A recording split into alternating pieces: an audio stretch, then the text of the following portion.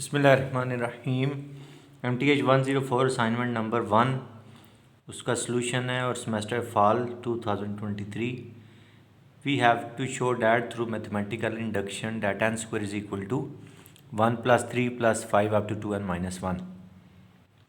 Statement is true for n is equal to 1 since square of 1 is equal to 2 into 1 minus 1 which is also equal to 1. Assume that the statement is true for n is equal to k. It's mean k square is equal to 1 plus 3 plus 5 up to 2k minus 1. Adding 2k plus 1 on both the sides, we will get 1 plus 3 plus 5 plus 2k minus 1 plus 2k plus 1 is equal to k square plus 2k plus 1, which means whole square of k plus 1. And we can write 1 is equal to 2 minus 1. Through this we will get 1 plus 3 plus 5 up to 2k minus 1 plus 2 into k plus 1 minus 1 is equal to whole square of k plus 1. Now we will come towards question number 2.